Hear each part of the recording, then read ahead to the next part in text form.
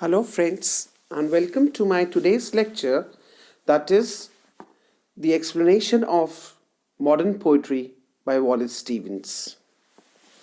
In my last two lectures on the same topic, I had spoken about the poetry of modern poetry being considered as half a poem and half a theory.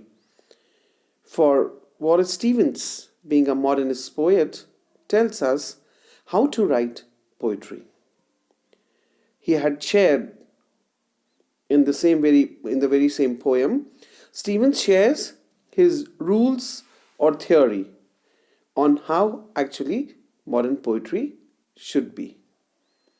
He also states that it should be something new, something that is set upon the real places, real people, and even real events.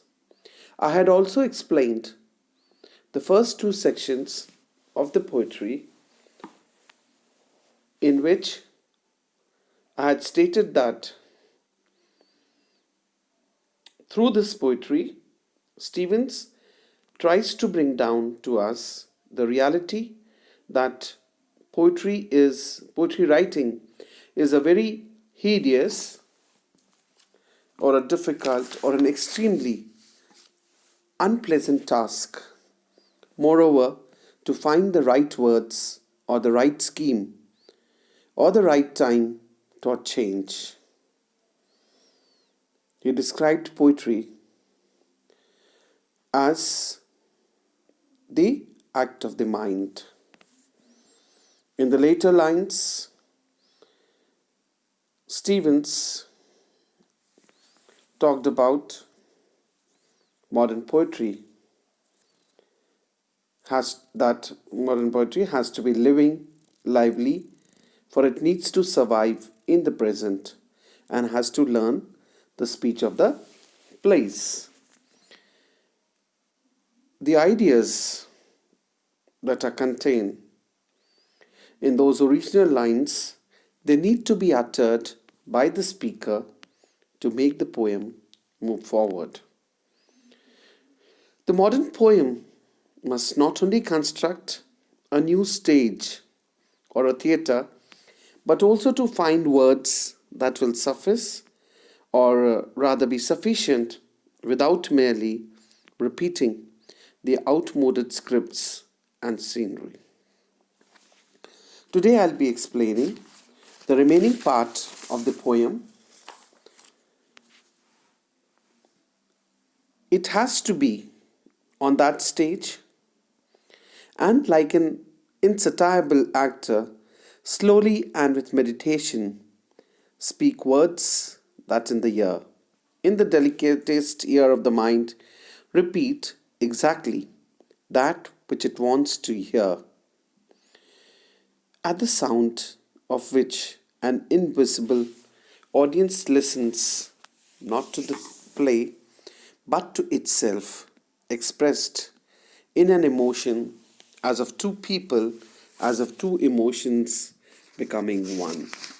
The actor is a metaphysician in the dark, twanging an instrument, twanging a wiry string that gives sounds passing through sudden rightness, wholly containing the mind below which it cannot descend, beyond which it has no will to rise. It must be the finding of a satisfaction, and maybe of a man skating, a woman dancing, or a woman combing. The poem of the act of the mind. Now, in these lines, we see that Stevens presents an extended simile in which he compares the modern poetry to an insatiable actor who will be speaking into the ear of the mind, especially what it wants to hear, or rather in an effort to express the emotions. When poetry talks about emotions as of two people. Now the two emotions here that are talked about, they are imagination and reality, or the reality as it appears to the perceiver. Now Stevens also states that modern poetry, it's a drama of the mind, where the mind describes or it defines the reality as it can. And in that whole process of defining it, it also creates certain drama. So that shows it is a process of creation also. Creativity is also involved in it. Now, in this sense, the poet is a metaphysician rather than a prophet or a bard. Now, he thinks the poet to be a thinker and the poem as a meditation. The poem, it is a connection between the actor and the audience. Now the actor twangs a wiry string, giving off sounds of sudden rightnesses that wholly contain or control the mind. Which means that the actor here is also described as a musician, with poetry being an instrument with the power to make things make sense within the listener's mind. Now, in the last three lines of the stanza, which are set off by a broken line, Stevens writes that modern poetry must allow people to find satisfaction, in quotes, in any number of everyday ways.